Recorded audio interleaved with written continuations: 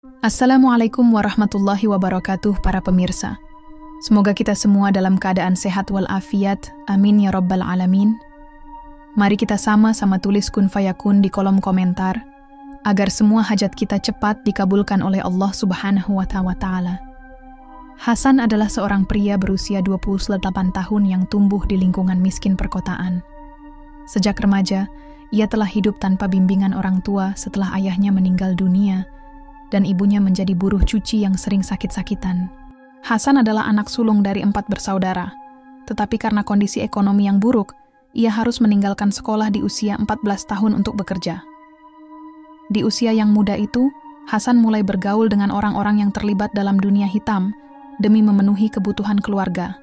Pada usia 18 tahun, Hasan mulai menjadi kurir sebuah geng kecil.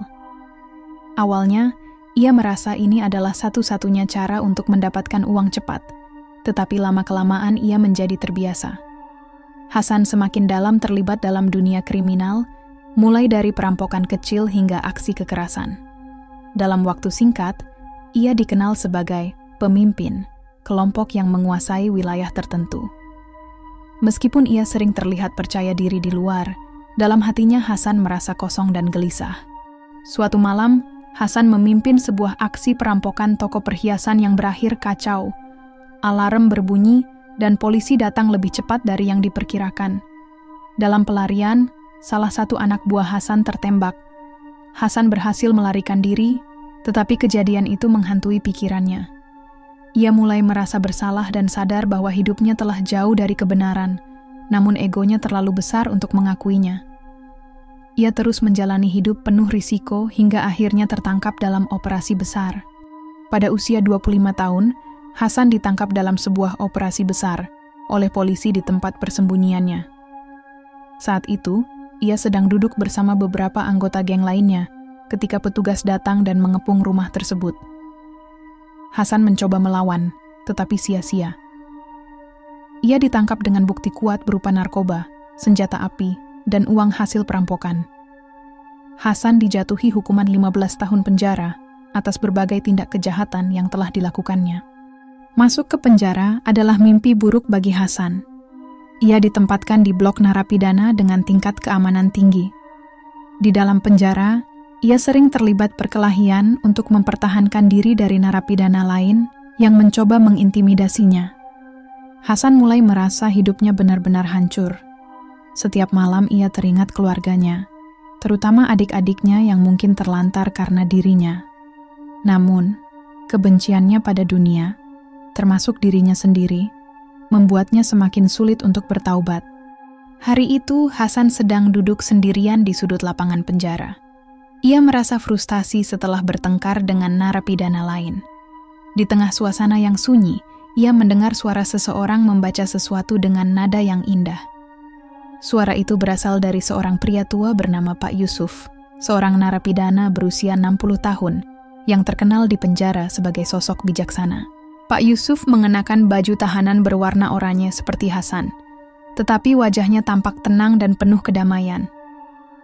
Hasan merasa aneh melihat ketenangan Pak Yusuf di tempat yang penuh penderitaan ini.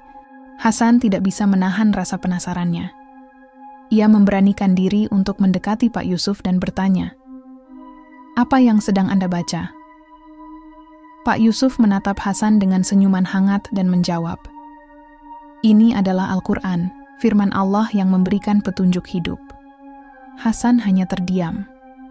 Ia merasa asing dengan hal-hal agama, karena selama ini hidupnya jauh dari nilai-nilai tersebut. Namun, ada sesuatu dalam suara dan sikap Pak Yusuf yang membuat Hasan ingin mendengar lebih banyak.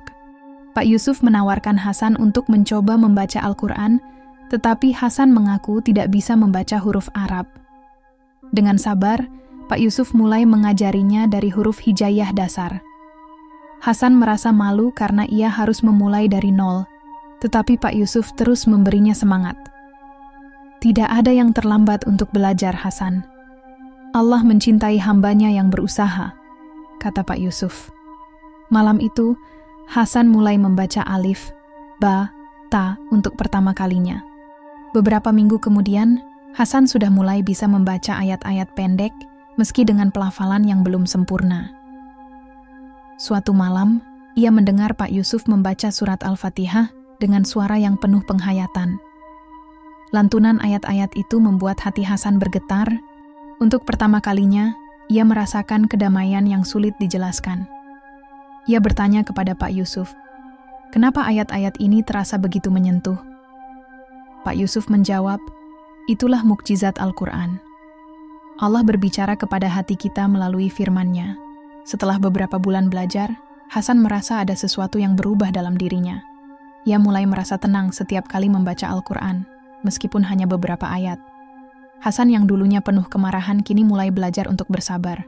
Ia bahkan meminta maaf kepada beberapa narapidana yang pernah bertengkar dengannya. Pak Yusuf melihat perubahan itu dan berkata, "Kamu sedang menuju jalan yang benar, Hasan. Jangan pernah berhenti berusaha." Kata-kata itu menjadi motivasi bagi Hasan untuk melanjutkan perjalanan spiritualnya. Hasan mulai mencoba menghafal Al-Quran setelah beberapa bulan belajar membaca huruf hijaiyah. Pak Yusuf menyarankan untuk memulai dari surat-surat pendek seperti Al-Fatihah dan An-Nas. Namun, bagi Hasan yang tidak pernah akrab dengan Al-Quran, setiap huruf terasa sulit dihafal. Ia sering keliru membaca dan melafalkan ayat-ayatnya. Hasan terkadang merasa frustasi dan hampir menyerah, tetapi Pak Yusuf selalu memberinya semangat. "Hasan, setiap usaha yang kamu lakukan untuk menghafal Al-Quran akan dicatat sebagai pahala besar oleh Allah," ujar Pak Yusuf. Pak Yusuf mengajarkan Hasan untuk membuat rutinitas harian dalam menghafal. Setiap pagi setelah salat subuh, mereka berdua duduk bersama untuk mengulang hafalan ayat yang sudah dipelajari. Hasan juga mulai menghafal di waktu-waktu istirahatnya, meskipun suasana penjara sering kali bising. Beberapa narapidana lain mengejek Hasan, mengatakan bahwa itu sia-sia. Tapi Hasan memilih untuk mengabaikan mereka dan tetap fokus pada tujuannya. Hafalan pertamanya adalah surat Al-Fatihah, yang ia ulangi ratusan kali hingga hafal. Perjalanan menghafal Hasan tidak selalu mulus. Suatu malam, salah seorang narapidana yang iri dengan kedekatannya pada Pak Yusuf sengaja merobek kertas Al-Quran kecil miliknya. Hasan sangat marah, tetapi Pak Yusuf menenangkannya. "Kesabaran adalah bagian dari ujian, Hasan. Jika kamu ingin mendekat kepada Allah, kamu harus belajar mengendalikan amarah," kata Pak Yusuf. Kata-kata itu menyentuh hati Hasan. Ia pun memutuskan untuk menulis ulang ayat-ayat yang sobek dengan tangannya sendiri di sebuah buku tulis, membuat tekadnya semakin kuat. Setelah berbulan-bulan, Hasan mulai menunjukkan kemajuan yang luar biasa. Ia berhasil menghafal surat-surat pendek dari juz 30, seperti Al-Ikhlas, Al-Falaq, dan kemajuan An-Nas. Hasan tidak hanya berhenti pada setiap hafalan. Kali ia berhasil menyelesaikan suatu hafalan baru, seorang narapidana damai selalu menyelimuti menjadi imam salat berjamaah. Hasan juga mulai mengajarkan ayat-ayat pendek kepada narapidana lain yang merasa belum belajar. Hidup saya dulu gelap, atas dorongan Pak Yusuf dan narapidana lain, yang menerangi jalan tanggung jawab tersebut, ujar Hasan kepada Pak Yusuf Hasan dengan membaca surat Al-Fatihah dengan suara pelan namun penuh penghayatan. Suasana penjara terasa berbeda. Beberapa narapidana menangis, merasakan keindahan lantunan ayat-ayat Al-Quran yang dibaca oleh Hasan. Hasan yang kini semakin dikenal di penjara sebagai sosok yang berubah dan mulai menghafal Al-Quran, mulai mendapat perhatian dari narapidana lain. Namun, tidak semua narapidana menyukai perubahan Hasan. Sebagian dari mereka, terutama yang masih terlibat dalam kegiatan ilegal di dalam penjara, merasa terancam oleh keberadaan Hasan. Mereka menganggap Hasan mulai menjadi berbeda dan tidak cocok dengan lingkungan mereka. Salah satu dari mereka, narapidana bernama Riko, sering mengejek Hasan dengan sebutan Ustadz Jadi-Jadian. Suatu hari, Riko bahkan mengancam Hasan secara langsung. Pada suatu hari, ketika Hasan sedang duduk membaca Al-Quran di sudut selnya, Riko dan beberapa rekannya mendekatinya. Mereka mencoba memprovokasi Hasan dengan kata-kata kasar dan ejekan, bahkan sampai merobek salah satu halaman dari buku catatan hafalannya. Hasan mencoba tetap tenang, mengingat nasihat Pak Yusuf untuk bersabar dalam menghadapi ujian. Namun, ketika Riko mulai mendorongnya, Hasan terpaksa bertahan. Terjadi keributan kecil yang akhirnya dihentikan oleh petugas penjara. Hasan dibawa ke sel isolasi selama beberapa hari sebagai hukuman. Di dalam sel isolasi yang sempit dan gelap, Hasan merenungi kejadian tersebut. Ia merasa terpukul karena tidak mampu sepenuhnya menahan emosinya. Dalam kesunyian itu, ia mulai membaca Al-Quran dari hafalannya, mengulang-ulang surat Al-Fatihah dan surat Al-Baqarah ayat 2 yang berbunyi Alif Lam Mim.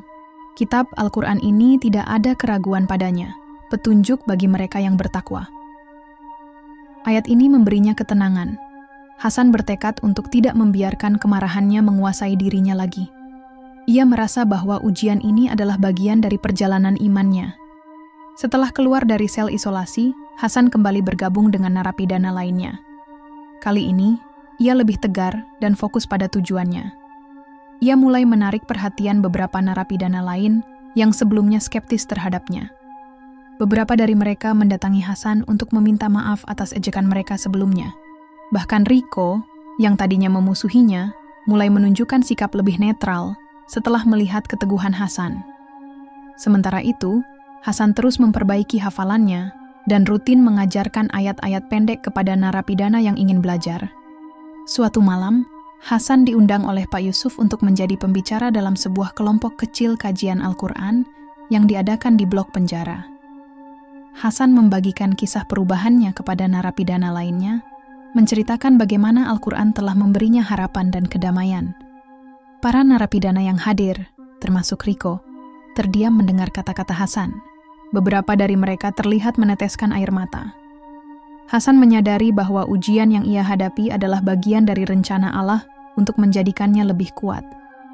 Setelah 5 tahun penuh perjuangan, Hasan akhirnya berhasil menghafal 30 juz Al-Quran.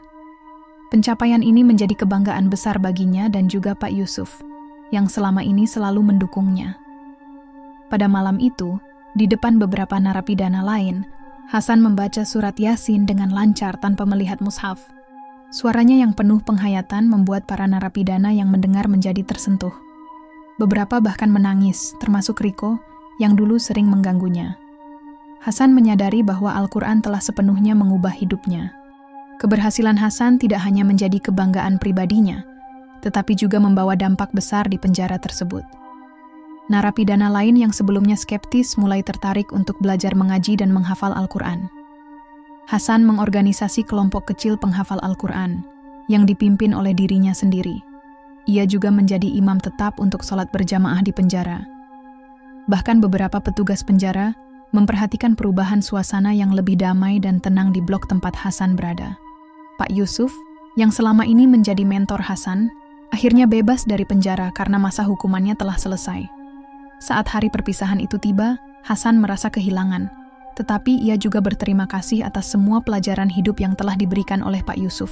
Sebelum pergi, Pak Yusuf berkata kepada Hasan, "Kamu adalah bukti bahwa rahmat Allah selalu terbuka untuk siapa saja yang mau berusaha. Lanjutkan perjuanganmu, Hasan." Kata-kata itu terus terngiang di benak Hasan sebagai motivasi untuk melanjutkan dakwahnya di dalam penjara. Setelah 10 tahun menjalani masa hukuman, Hasan akhirnya bebas dari penjara karena mendapat remisi atas perilaku baiknya. Saat keluar dari penjara, ia disambut oleh adik-adiknya yang kini sudah dewasa. Mereka memeluk Hasan dengan tangis haru, merasa bangga atas perubahan besar dalam hidupnya. Hasan menyadari bahwa kebebasannya adalah awal dari perjuangan baru, yaitu menyebarkan dakwah dan membimbing anak-anak muda agar tidak terjerumus ke jalan yang salah seperti dirinya dulu. Kini Hasan menjadi pendakwah yang dikenal di lingkungannya. Ia sering diundang ke masjid dan komunitas untuk menceritakan kisah hidupnya. Hasan juga membuka kelas menghafal Al-Quran untuk anak-anak muda, terutama mereka yang berasal dari lingkungan yang rawan terjerumus dalam kejahatan. Ia selalu berkata dalam ceramahnya, "Dulu saya terjatuh ke dalam kegelapan, tapi Al-Quran adalah cahaya yang membawa saya kembali ke jalan yang benar." Perjuangannya menjadi inspirasi bagi banyak orang,